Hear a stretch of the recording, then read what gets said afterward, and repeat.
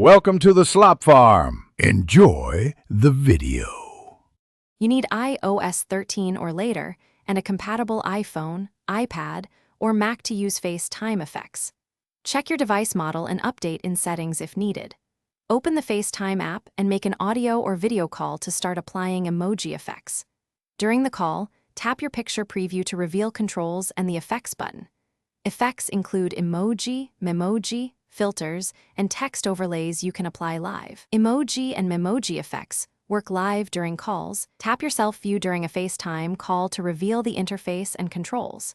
Tap your self view, then tap effects, and choose emoji or memoji to apply. A grid of emoji and stickers appears on the screen for live selection. Tap a specific emoji to place it over your face or around the frame during the live video.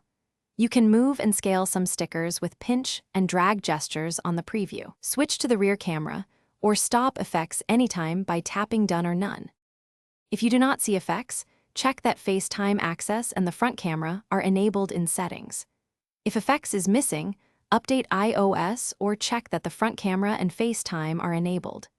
Use Memoji for animated expressions and emoji for static stickers during live calls to add personality.